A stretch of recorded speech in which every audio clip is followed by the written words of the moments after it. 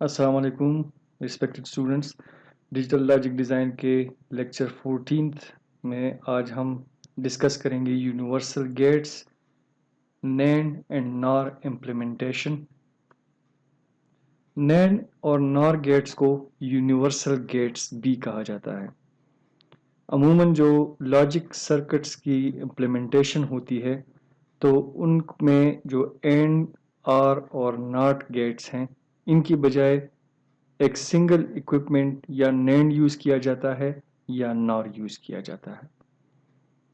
मतलब ये कि तमाम सर्किट की इम्प्लीमेंटेशन या फैब्रिकेशन सिर्फ नैंड गेट को यूज करते हुए की जाती है या सिर्फ नॉर गेट को यूज करते हुए ही की जाती है और की जा सकती है। तो आज के लेक्चर में हम देखेंगे कि सिर्फ नैंड गेट को यूज करते हुए किसी भी बूलियन फंक्शन को हम कैसे इम्प्लीमेंट कर सकते हैं या किसी भी नॉर गेट को यानी सिंगल एक नॉर गेट को ही यूज करते हुए, नॉर गेट्स को ही यूज करते हुए हम किसी भी बूलियन फंक्शन की इम्प्लीमेंटेशन किस तरह कर सकते हैं। और यही वजह है कि इन दोनों गेट्स को यूनिवर्सल गेट्स भी कहा जाता है, यानी इनको यूज करते हुए हमें किसी दूसरे गेट की जरूरत नहीं पड़ती।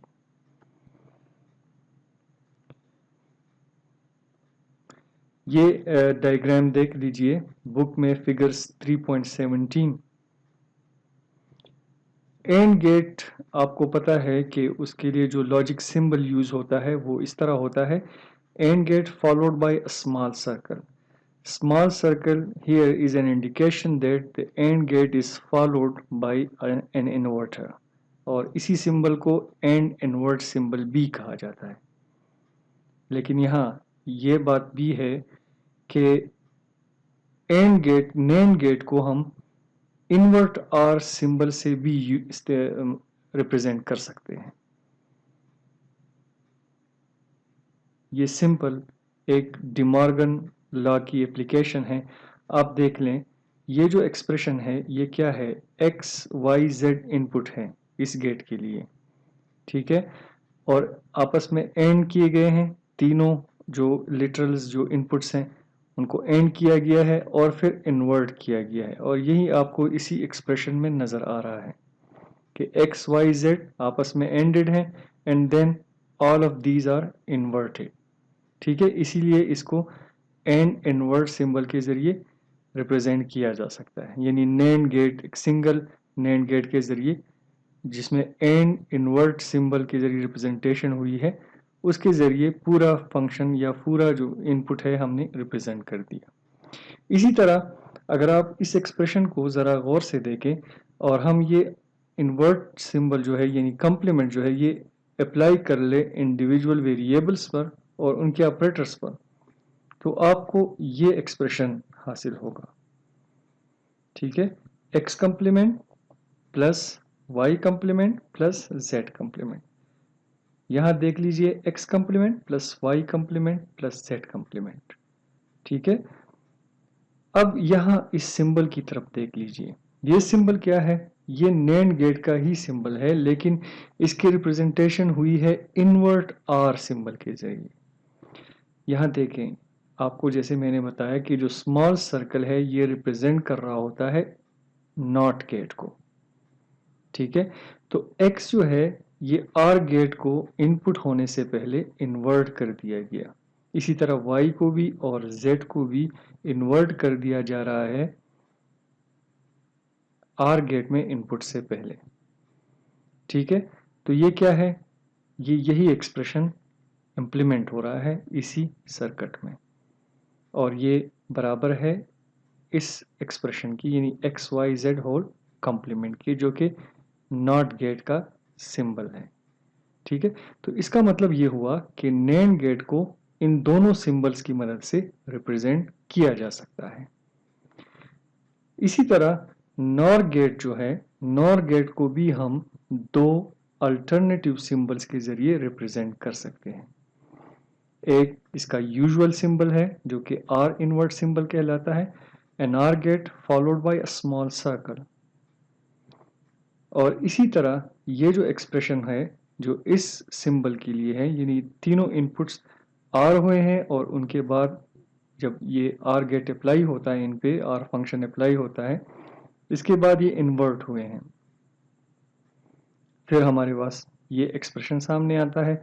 इसी एक्सप्रेशन, वही डिमॉर्गन लॉ आप अप्लाई कर लें तो आपके सामने ये एक्सप्रेशन रिजल्ट में आता है। और ये एक्सप्रेशन क्या है? X complement and Y complement and Z complement, यानी तमाम वेरिएबल्स कंप्लीमेंटेड हैं और एंड किए गए हैं। और ये एक्सप्रेशन इक्वल है इसी एक्सप्रेशन की जो कि आर इनवर्ट के नॉर का एक्सप्रेशन था। इसका मतलब ये हुआ कि जिस तरह नैंड गेट के लिए दो अल्टरनेटिव सिंबल्स थे, इसी तरह नॉर गेट के लिए भी हम दो अल्टरनेटिव सिंबल्स यूज कर सकते हैं, आर इनवर्ट और इनवर्ट एंड। अब आ जाइए नॉट गेट की तरफ, यानी इन्वर्टर की तरफ। इन्वर्टर आपको पता है कि बफर और उसके बाद जो इन्वर्ट का स्मॉल सर्कल का सिंबल होता है, इसी के जरिए हम रिप्रेजेंट कर रहे होते हैं। यानी कोई इनपुट, ये यूनरी इनपुट गेट है, ठीक है, तो कोई भी एक सिंगल वेरिएबल जब इनपुट होता है तो इसका आउटपुट क्या होता है? इस इनपुट का कंप्लीमेंट। अब जब आप नैंड गेट यूज करेंगे और उसको सिंगल इनपुट ही प्रोवाइड करेंगे तो आपके पास आउटपुट में उसी सिंगल इनपुट का कंप्लीमेंट आएगा, यानी कि नैंड गेट को आप एज इन्वर्टर यूज कर सकते हैं।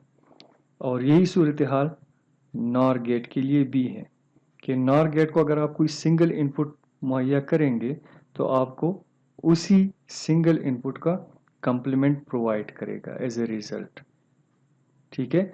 यानी कि आप नॉर गेट को भी एज अ इन्वर्टर यूज कर सकते हैं। और इसीलिए सिर्फ नैंड गेट्स को या सिर्फ नॉर गेट्स को यूज करते हुए हम किसी भी सर्किट को फैब्रिकेट कर सकते हैं जिसमें हमें किसी भी दूसरे गेट की जरूरत नहीं पड़ेगी। एक एग्जांपल देख लेते हैं, नैंड गेट की इंप्लीमेंटेशन। नैंड गेट की इंप्लीमेंटेशन के लिए जरूरी है कि फंक्शन एक्सप्रेस किया गया हो सम ऑफ प्रोडक्ट्स फॉर्म में। थोड़ी सी मॉडिफिकेशन आपने समझनी है कि जो सम ऑफ प्रोडक्ट्स फॉर्म में एक्सप्रेशन एक्सप्रेस्ड हो कोई फंक्शन, आप उसको इस सूरत में लिख सकते हैं। देख लीजिए, ए बी होल कंप्लीमेंट हमने ले लिया, प्लस का कंप्लीमेंट फॉर्म लिख लिया जो कि क्या है? डॉट, यानी आर कंप्लीमेंटेड होकर एंड बन गया। इसी तरह C D whole complement, plus का कंप्लीमेंट ले लिया, ई का भी हमने कंप्लीमेंट ले लिया। इन तमाम जो टर्म्स थे और ऑपरेटर्स थे, इनको हमने कंप्लीमेंटेड फॉर्म में रिप्रेजेंट कर लिया यहाँ, और फिर इन तमाम का होल कंप्लीमेंट ले लिया, यानी कि इसी एक्सप्रेशन को हमने इस फॉर्मेट में रिप्रेजेंट कर लिया। This expression and this expression are exactly the same. ये थोड़ी सी मॉडिफिकेशन करके आप किसी भी फंक्शन जो एसओपी में रिप्रेजेंटेड हो उसको आप नैंड गेट से आसानी के साथ रिप्रेजेंट कर सकते हैं। ये इसकी यूजुअल इम्प्लीमेंटेशन है, एंड आर और नॉट गेट अगर हो तो उसके जरिए, एंड और नॉट इम्प्लीमेंटेशन, यानी बेसिक गेट्स के जरिए इनकी इम्प्लीमेंटेशन। और ये जो इम्प्लीमेंटेशन है इन फिगर सी, ये क्या है? नैंड गेट की इम्प्लीमेंटेशन, इसी फंक्शन की नैंड गेट की जरिए इम्प्लीमेंटेशन। और ये पॉसिबल कैसे होता है? जब आप इसी फंक्शन, इसी एक्सप्रेशन को इस फॉर्मेट में रिप्रेजेंट कर लें। आप इसको जरा गौर से देखें तो इसमें से हमने आर को रिमूव कर दिया, आर को रिमूव कर दिया यूजिंग डिमॉर्गन थ्योरम।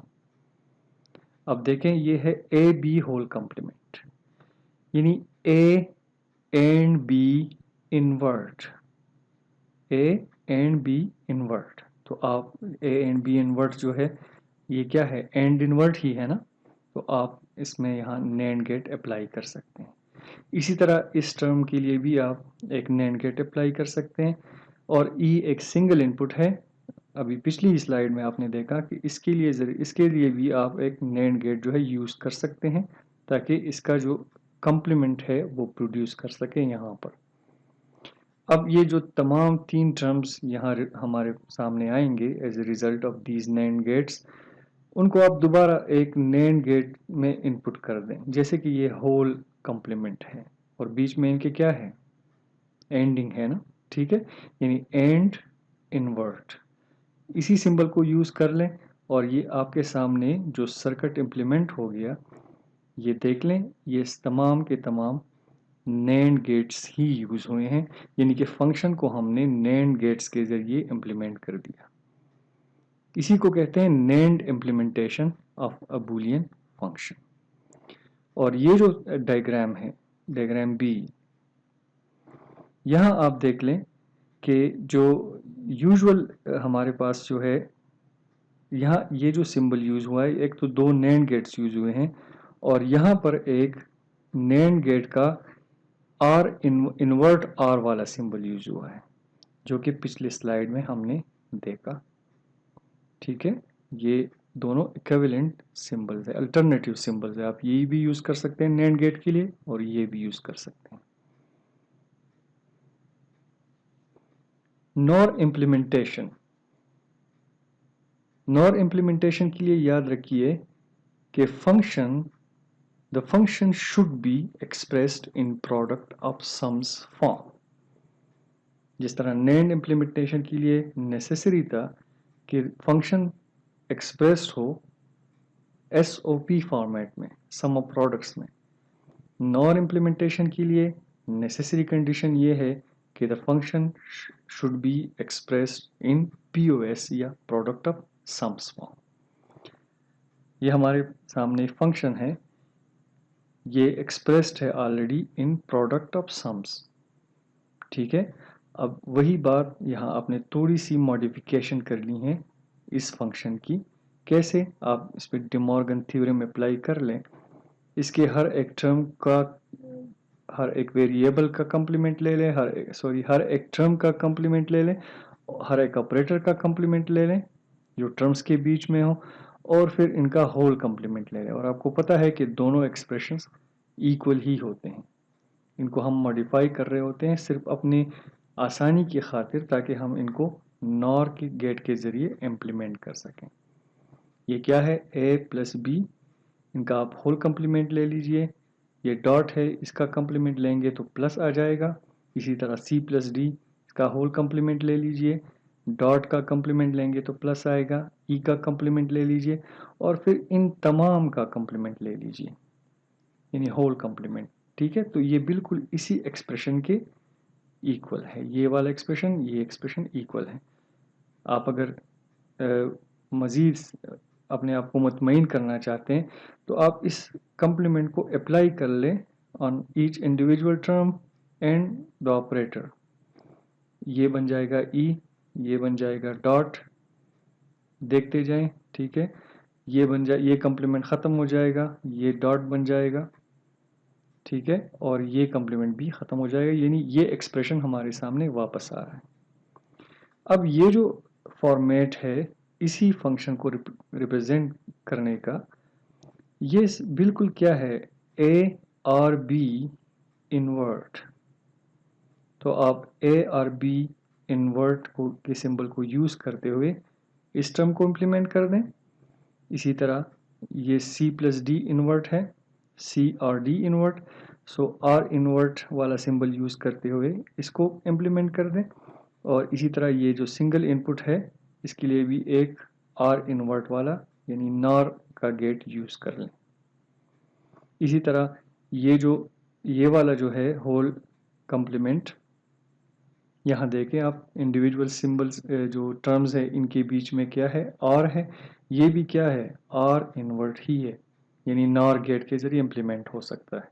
तो यहाँ पर भी हमने एक नॉर गेट अप्लाई कर लिया। अब इस सर्किट को आप देखें, it is completely implemented using NOR get only. ठीक है, और यूं यहाँ ये जो है यहाँ पर ये इस गेट की बजाय, इस सिंबल की बजाय जो इन्वर्ट एंड वाला सिंबल है नॉर गेट का, ठीक है, ये यूज हुआ है, तो should not be a problem. और ये जो है इसकी यूजुअल इम्प्लीमेंटेशन है बेसिक गेट के जरिए। अब प्रॉब्लम यहाँ पर ये आती है कि अगर फंक्शन हमें प्रोडक्ट ऑफ सम्स में अवेलेबल ना हो तो फिर क्या करेंगे। तो सिंपल है, आपने पिछले तमाम लेक्चर्स में सीखा कि हम प्रोडक्ट ऑफ सम में किसी फंक्शन को कैसे सिंप्लीफाई कर सकते हैं। तो आप पहले वो तरीका अप्लाई करेंगे फंक्शन पे, उसके बाद जब आपको फंक्शन हासिल हो जाएगा प्रोडक्ट ऑफ सम्स फॉर्मेट में, तो उसको रिप्रेजेंट कर लें, थोड़ा सा मॉडिफाई कर लें इस फॉर्मेट में, और फिर रिप्रेजेंट कर लें यूजिंग नॉर गेट्स।